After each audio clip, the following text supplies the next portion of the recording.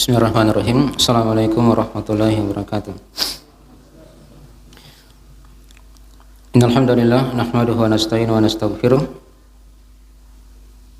Wa na'udzu billahi min shururi anfusina wa min sayyiati a'malina. May yahdihillahu fala mudilla lahu wa may yudlil fala hadiya lahu. Asyhadu an la ilaha illallah wa la syarika lahu. Wa asyhadu anna Muhammadan abduhu wa rasuluh sallallahu alaihi wa alihi washabihi wa man tabi'ahum bi ihsan ila yaumiddin wa ba'd. Baik, pada malam hari ini kita akan lanjutkan dari pembahasan kita mengkaji talqin ushulil aqidah lil amma. Talqin pokok-pokok akidah untuk umum yang ditulis oleh Syekh Muhammad bin Abdul Wahhab bin Sulaiman At-Tamimi An-Najri rahimahullahu taala.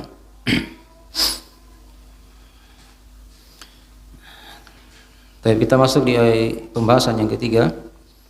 Setelah kita uraikan ayat yang kedua, pembahasan yang kedua dari cara mengenal Allah Subhanahu wa taala. Sudah diterangkan bahwasanya Allah dikenal dengan melihat kepada ayat-ayatnya dan makhluk-makhluknya. Dan Syekh menyebutkan satu ayat yang mengumpul semua dari perkara tadi itu. Ayat-ayat di surah Al-A'raf ayat ke-54. Ya. Terdapat padanya banyak faedah yang sudah diterangkannya dari faedah pokok. Situ terdapat padanya dari penyebutan ayat-ayat Allah yang sangat besar, dari ayat-ayat kauniyah, sekaligus padanya penyebutan makhluk yang besar di mata manusia yang terlihat di alam semesta ini. Baik. Dan Syekh sudah terangkan di situ ya. Kalau makhluk itu langit dan bumi yang terlihat jelas. Adapun ayat kauniyah yang memberi pengaruh yang jelas itulah malam dan siang, matahari dan bulan serta bintang-bintang. Seluruhnya tunduk kepada ketentuan Allah Subhanahu wa taala. Baik. Sudah diterangkan ya, padanya ada penetapan Allah yang Maha Mencipta, dan juga padanya ada penetapan nama Allah, penetapan nama Rabb, dan sekaligus penyebutan ada 8 makhluk yang diterangkan dalam satu ayat ini. Langit, bumi, arsy, kemudian malam, siang, matahari, bulan dan bintang-bintang. Nah, dan juga sudah diterangkan bahwasanya langit itu bukan satu, karena dibawakan dengan lafaz as-samawat, bertingkat-tingkat, 7 tingkat, itu diterangkan dalam ayat yang lain. Dan juga sudah diterangkan dari penetapan waktu penciptaan langit dan bumi, 6 hari, itu 2 penafsiran di kalangan ahli tafsir. Dan juga sudah diterangkan tentang penetapan sifat istiwa untuk Allah Subhanahu wa taala, penetapan arsy sebagai makhluk yang paling besar, dan juga diterangkan bagaimana pengaturan Allah Subhanahu wa taala pada langit atau kepada malam dan siang, diatur sedemikian rapinya oleh Allah Subhanahu wa taala.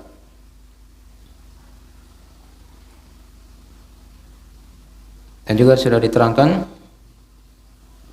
bahwasanya makhluk itu atau kalam Allah itu bukanlah makhluk, karena dibedakan di sini. Allahul khalqu wal amru. Ketahuilah hanyalah untuknya, untuk Allah, penciptaan dan perintah. Kemudian sudah diterangkan padanya ada penetapan tabarak sifat Allah yang Maha Berkah, dan juga dari keumuman luasnya dari rububiyah Allah Subhanahu wa taala, mencakup seluruh alam semesta. Ini sebagian faedah sudah kita bahas dari ayat sebelumnya. Yang diharapkan dari ayat yang telah kita bacakan itu seorang hamba bisa mengenal Allah Subhanahu wa taala lewat ayat-ayat kauniyah dan ayat-ayat syariah yang sudah kita baca di sini. Yang sekaligus di sini sudah diterangkan dari penetapan nama Allah dan sifat-sifat Allah. Yaitu dari langkah-langkah yang lain juga untuk semakin seorang mengenal Allah Subhanahu wa taala. Ya. Ada dua nama ya, nama Allah, nama Rabb.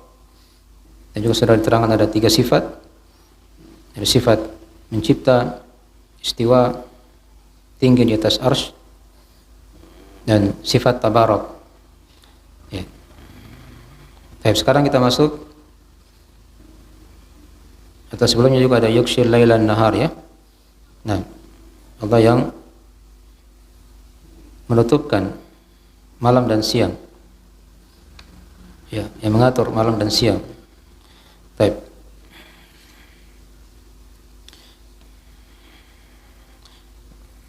Berikutnya kita lihat di makna yang ketiga sekarang, atau di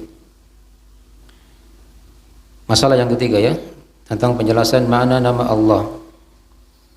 Ya, kata beliau rahimahullahu taala, fa idza qila laka ish ma'na Allah faqul ma'nahu dzul uluhiyati wal ubudiyyati ala khalqihi ajma'in.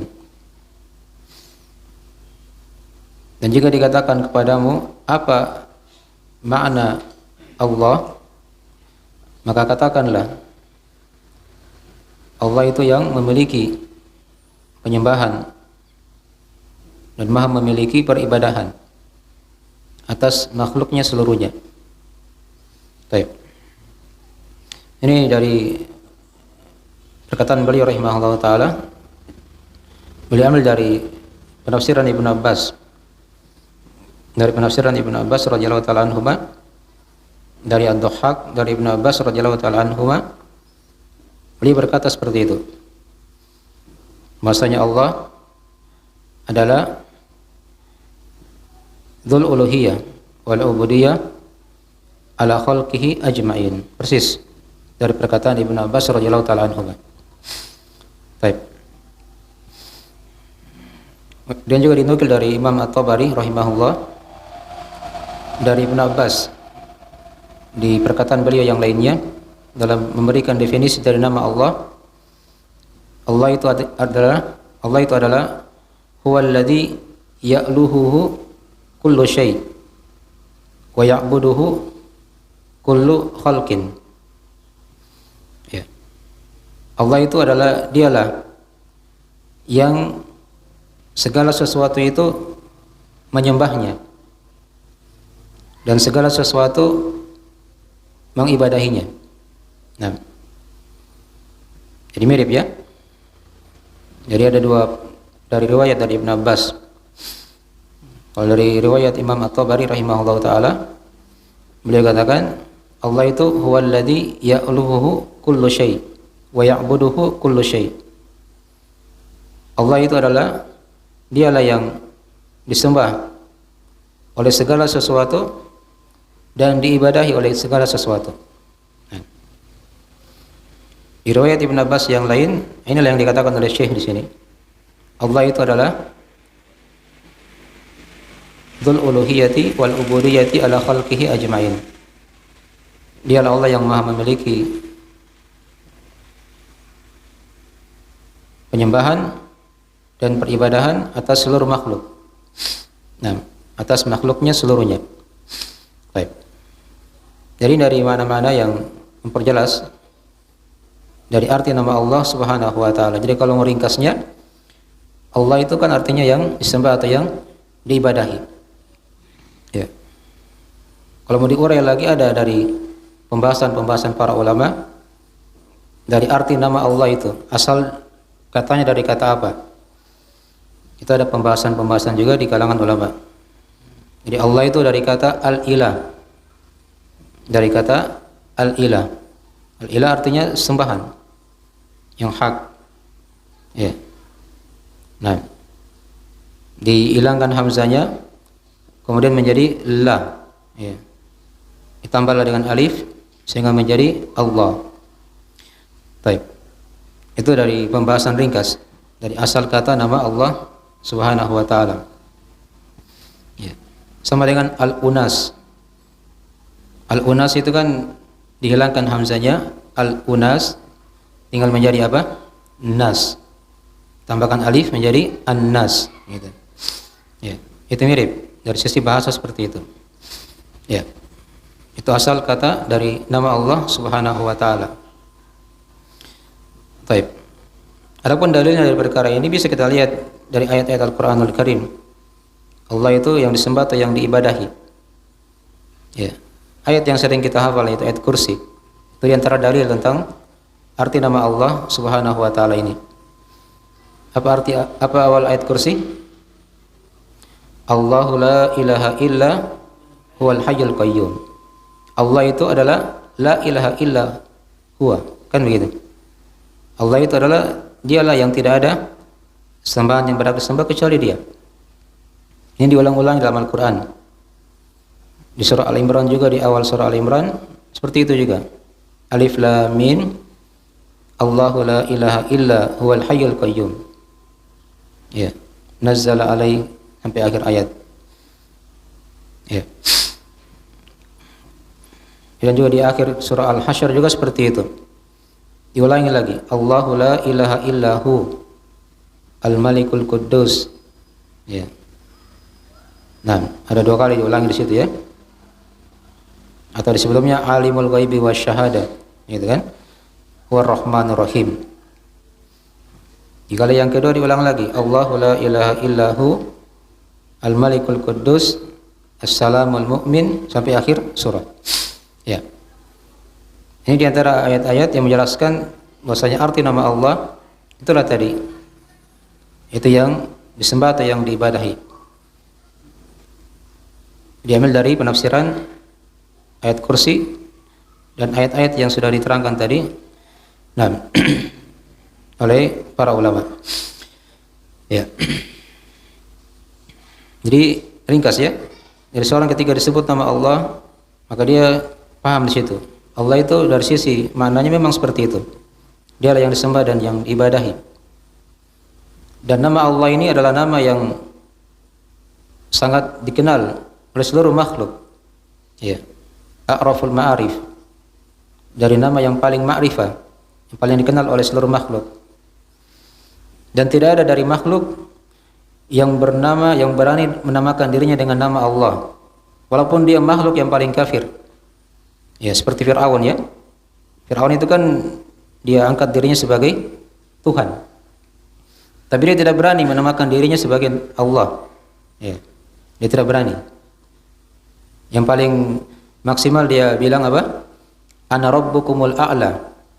Saya ini adalah Rob kalian yang paling tinggi. Dia tidak berani bilang saya ini Allah. Gitu ya. Fir'aun. Dari kalangan jin iblis alaihi laknatullah juga tidak bisa. Dia berkata dialah Allah. Ya. Karena ini nama yang paling dikenal oleh seluruh makhluk, jin dan manusia.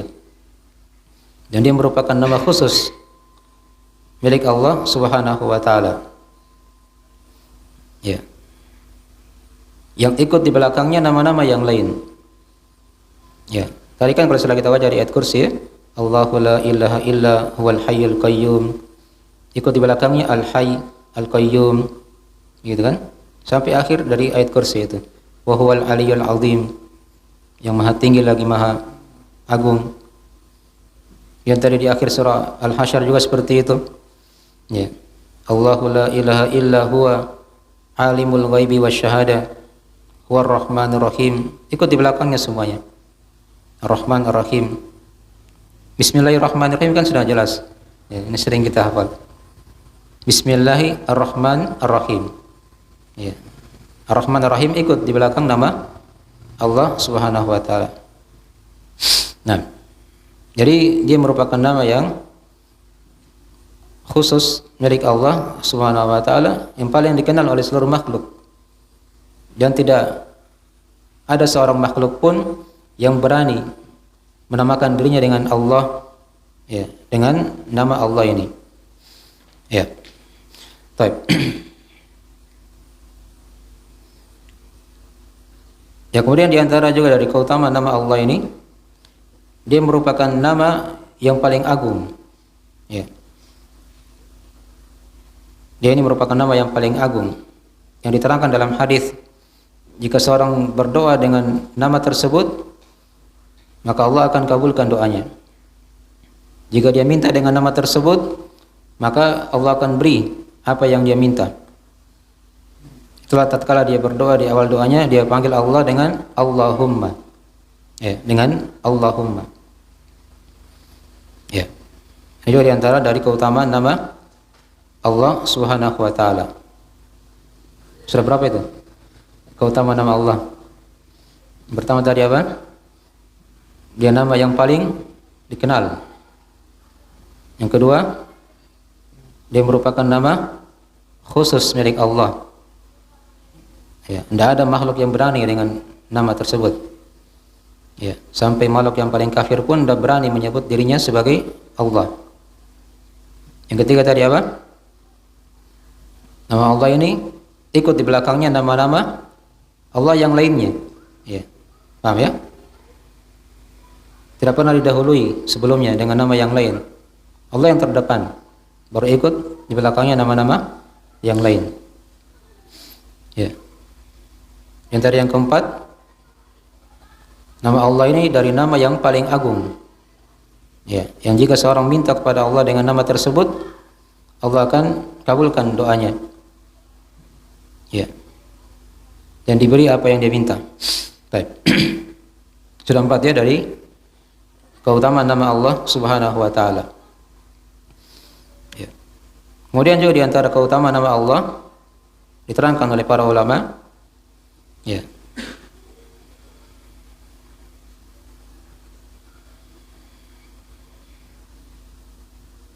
Ya, nama Allah ini adalah nama yang bersandar kepadanya nama-nama yang lainnya. Ya. Nama-nama Allah yang lainnya bersandar kepada nama Allah. Ya. Jadi nama Allah ini adalah nama yang bersandar kepadanya nama-nama yang lainnya. Ya. Saya seperti contoh misalnya supaya lebih jelas. Misalnya kan kalau dikatakan, ya, di antara nama Allah adalah misalnya Ar-Rahman, Ar-Rahim. Kan begitu? Atau dibalik bisa juga. Ar-Rahman, Ar-Rahim itu diantara dari nama-nama Allah. Kan begitu ya? Ya. Tidak pernah dibalik. Allah itu diantara nama Ar-Rahman. Tidak. Tapi Ar-Rahman itu diantara dari nama Allah. Ar-Rahim diantara dari nama Allah. Kan begitu? Al-Malik diantara dari nama Allah. Tidak pernah dibalik. Allah itu diantara dari nama Al-Malik. Tidak. Paham ya? Jadi Allah itu, ya, nama Allah ini adalah nama yang disandarkan kepadanya seluruh nama yang lainnya. Seluruh nama yang lainnya. Baik. Tadi contohnya ya. Baik. Di antara nama Allah misalnya Ar-Rahman, Ar-Rahim. Di antara nama Allah Al-Malik. Di antara nama Allah begini dan seterusnya. Paham ya? Baik. Sudah 5 ya. Kemudian yang keenam di antara dari keutamaan nama Allah, ya. Nama Allah ini dia merupakan nama yang dengannya itu syah keislaman seorang hamba. Ya. Dengan nama Allah ini akan syah keislaman seorang hamba. Misalnya kan kalau ada yang berislam, apa ormas Islam diucapkan apa? Hah? Hah? Syahadat. Apa syahadat itu? Asyhadu an la ilaha illallah. Ya. Jangan diganti di situ misalnya asyhadu an la ilaha illar rahman. Tidak boleh ya? Itu tidak sah Islamnya kalau dibilang begitu. Harus dibilang apa? Asyhadu an la ilaha illallah. Kan begitu. Ya, jangan diganti pakai nama yang lain. Dengannya akan syah apa? Keislaman. Ya. Baik. Kemudian juga diantara dari keutamaan nama Allah, ya. Sudah berapa ini? Yang keenam, yang ketujuh. Baik. Dihitung ya.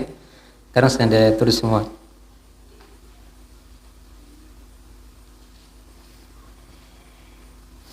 Ya. Nama Allah ini diantara keutamaannya juga, dia merupakan nama yang dengannya syah salat seorang hamba. Ya. Syah salatnya. Kalau dia sebut nama Allah, apa yang dia baca ketika di takbiratul ihram? Allahu Akbar. Kalau dia ganti dengan Ar-Rahman Akbar, itu apa? Tidak syah salatnya. Ya, harus dia bilang Allahu Akbar. Supaya apa? Syah salat. Karena itu dari lafaz yang merupakan rukun salat. Dia bilang Allahu Akbar. Dia baca Allahu Akbar. Takbirnya ya. Nah.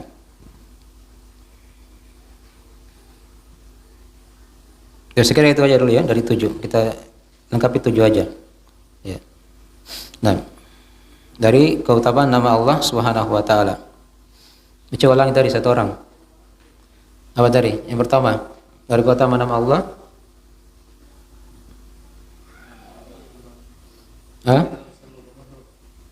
Apa? Nama yang paling dikenal seluruh makhluk. Yang kedua, ya, nama yang khusus milik Allah, yang tidak pernah makhluk bernama dengannya, bahkan mereka tidak berani, gitu kan? Yang ketiga, ya, nama Allah itu adalah nama yang ikut di belakangnya nama-nama Allah yang lainnya. Bismillahirrahmanirrahim, gitu kan? Allahu la ilaha illa huwal hayyul qayyum, dan seterusnya. Ya, yang keempat,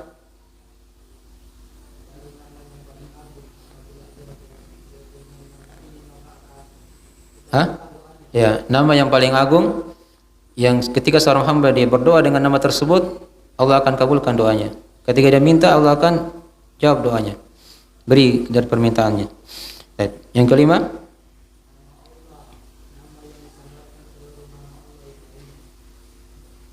nama yang disandarkan, ya, nama Allah yang lainnya. Yang keenam,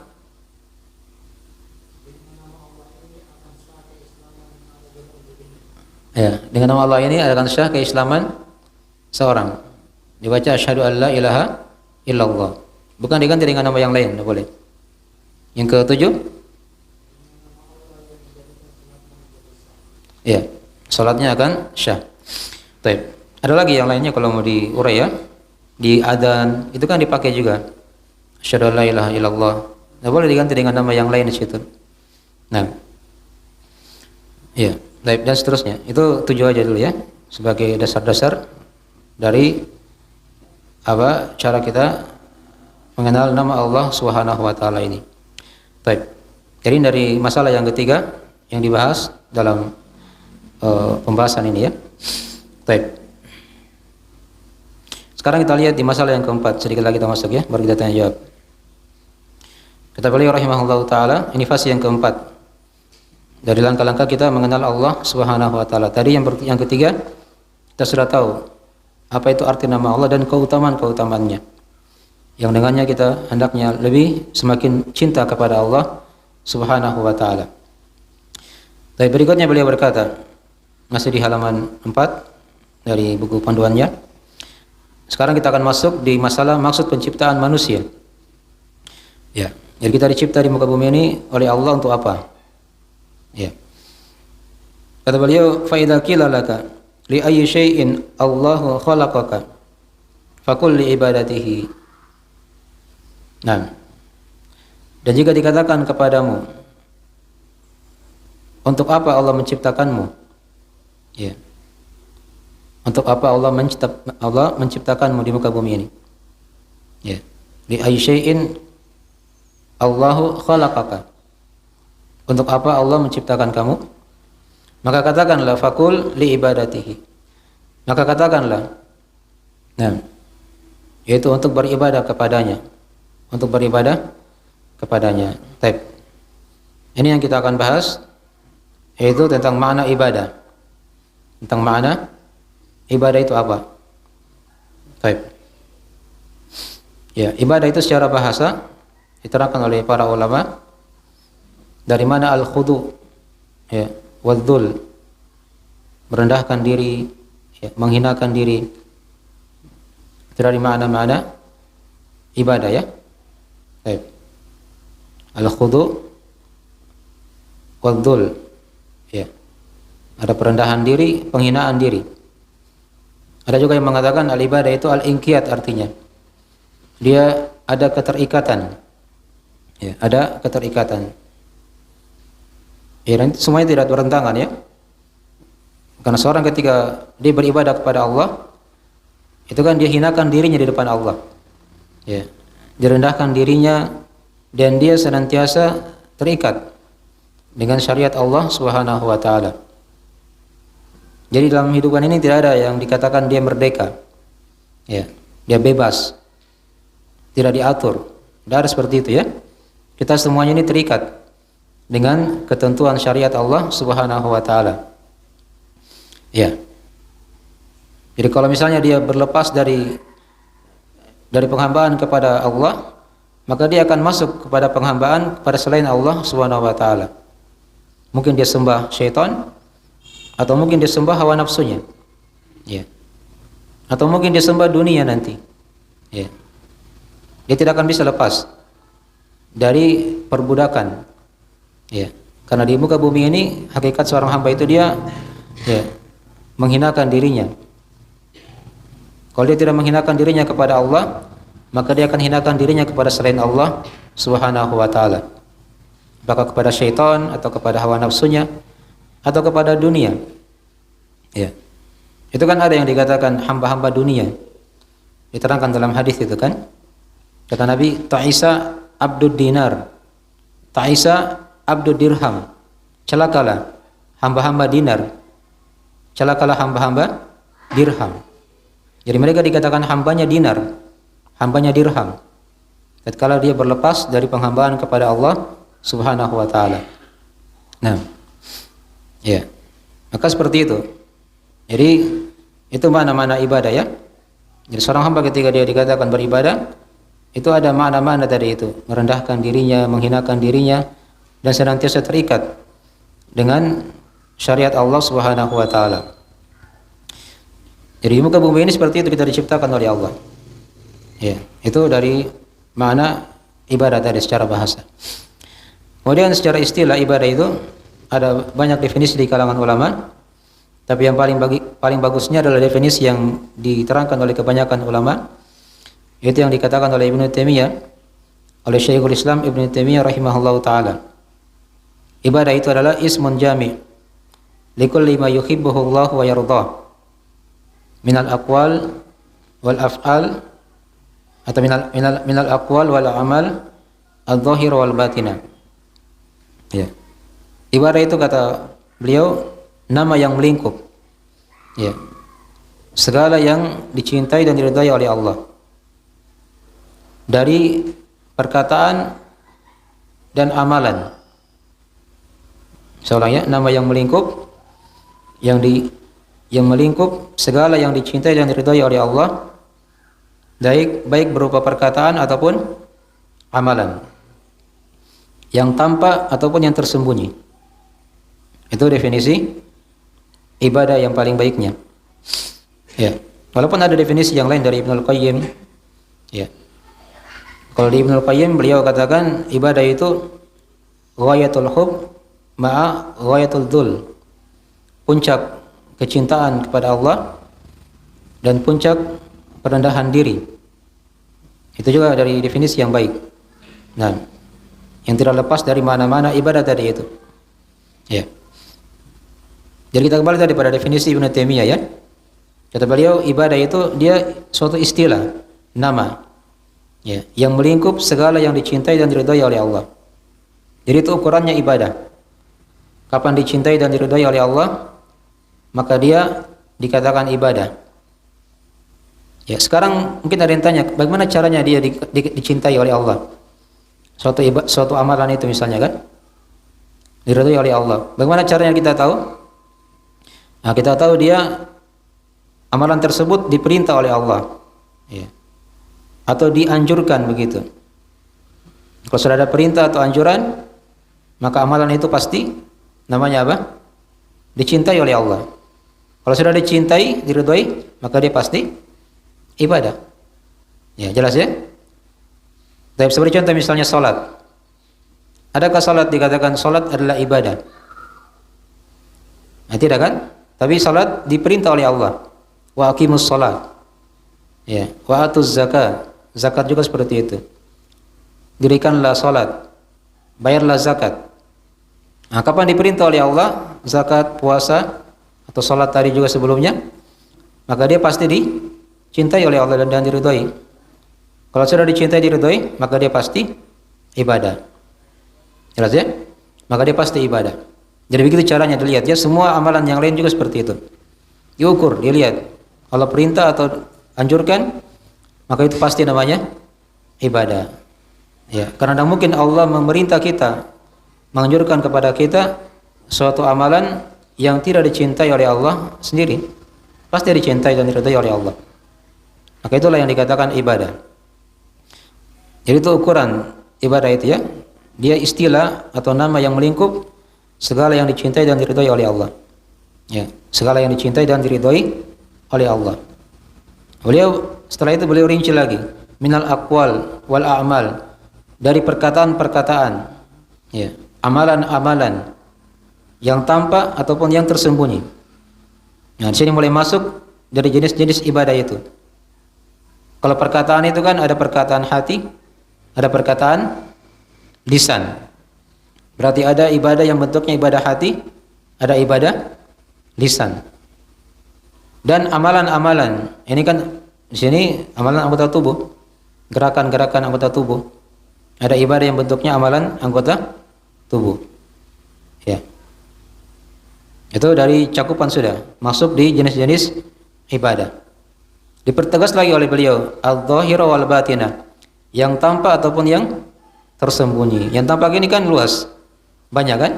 Gerakan anggota tubuh, lisan kita yang berbicara, ya.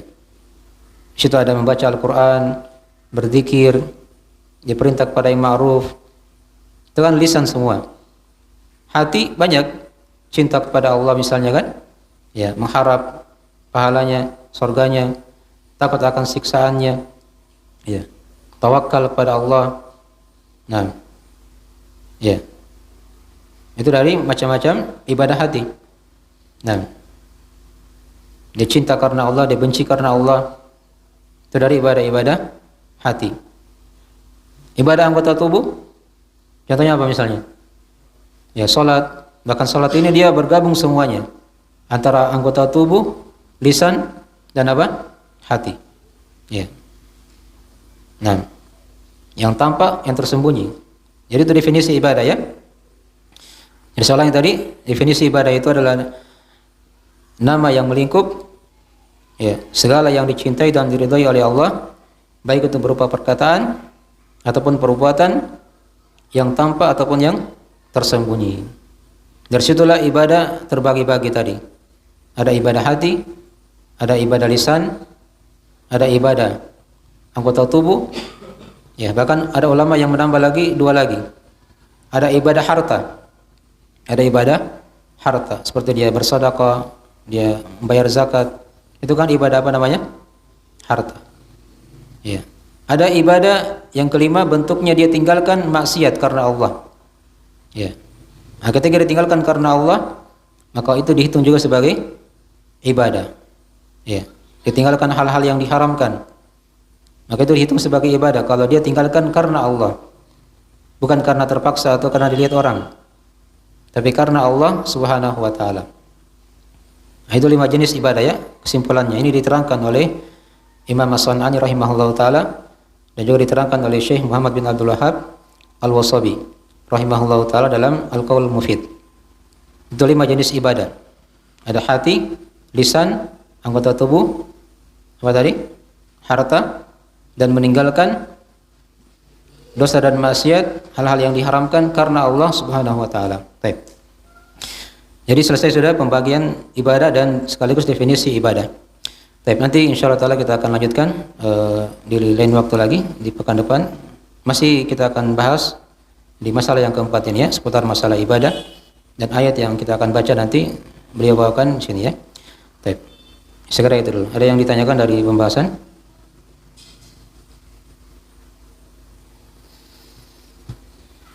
Silakan. Kalau ada yang ditanyakan, sekitar 3 atau 2.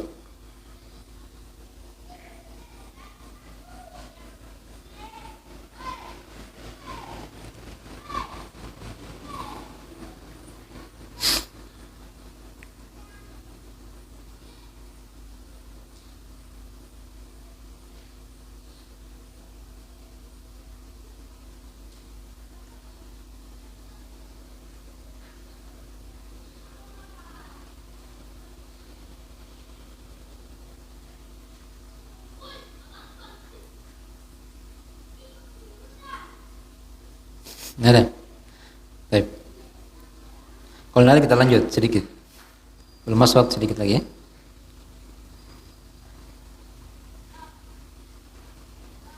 Jadi tadi sudah kita terangkan apa? Pembagian ibadah. Ya, berikutnya dari masalah ibadah juga yang perlu kita ketahui di sini adalah syarat diterimanya ibadah. Syarat-syarat diterimanya ibadah di sisi Allah Subhanahu wa taala. Ya, itu juga ada 3 macam. Disimpulkannya oleh para ulama dari syarat diterima ibadah di sisi Allah Subhanahu wa taala. Nah, terkumpul dalam satu surah, di surah Al-Bayyinah, di ayat yang kelima. Di sana ada firman Allah Subhanahu wa taala, "Wa ma umiru illa liya'budullaha mukhlishina lahud-din hunafa." Ya.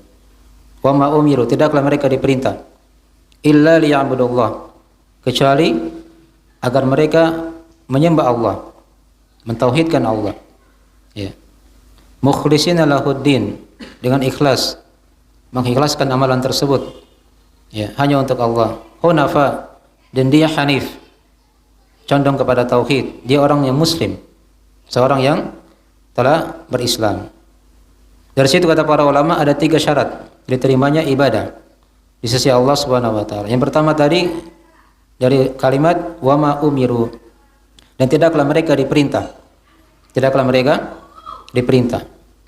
Artinya ibadah itu dibangun di atas perintah, tuntunan dari Allah atau Rasul.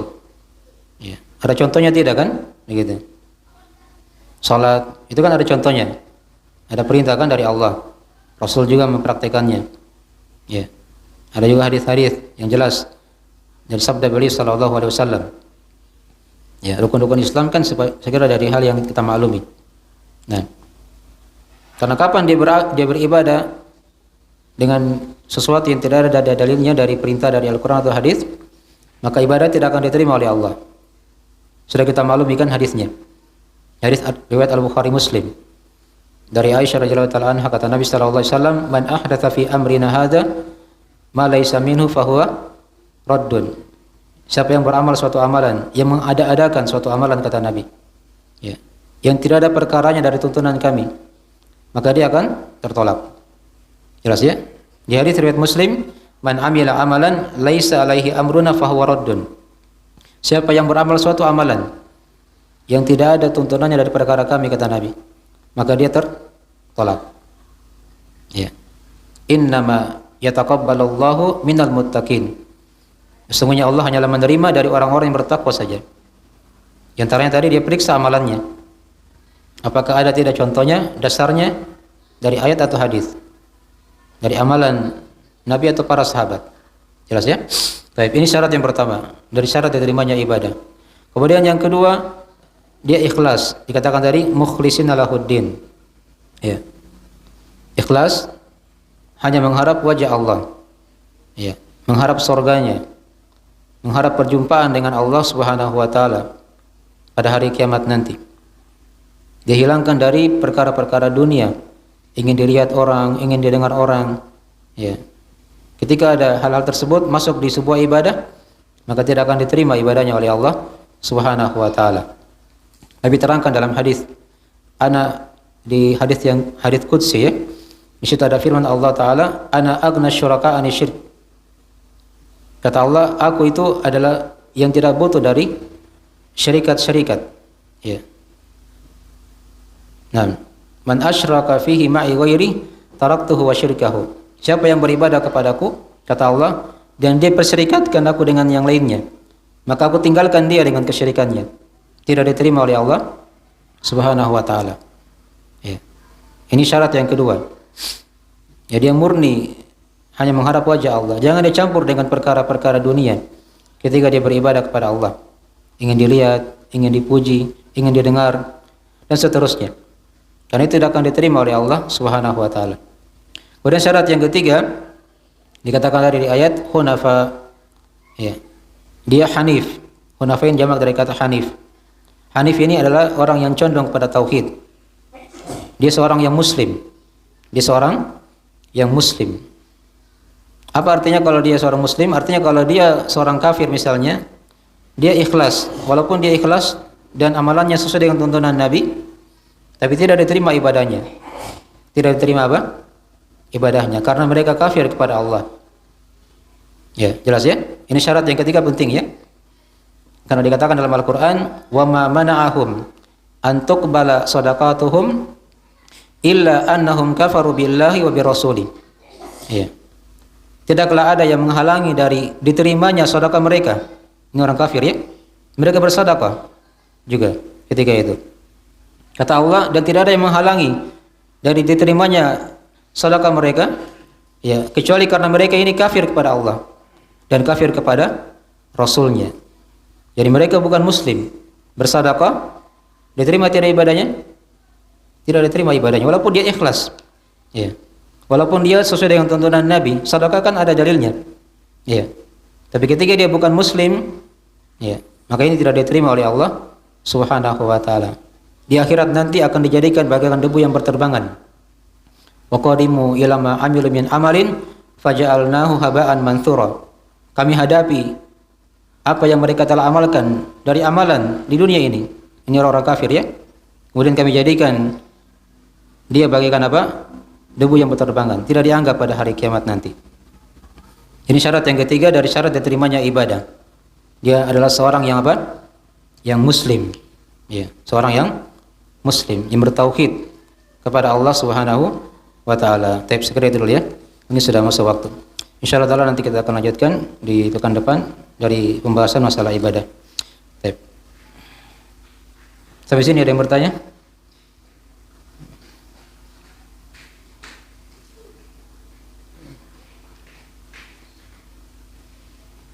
Jadi tadi sudah kita bahas definisi ibadah, pembagian ibadah, dan syarat-syarat apa tadi? Ibadah. Tadi sebelumnya ada nama Allah dan keutamaan-keutamaan dari nama Allah Subhanahu wa taala. Tapi itu kesimpulan dari pembahasan kita pada malam hari ini. Nah, kita akhiri majelisnya. Baik. Subhanakallahumma bihamdik, asyhadu an la ilaha illa anta, astaghfiruka wa atubu ilaik. Wassalamualaikum warahmatullahi wabarakatuh.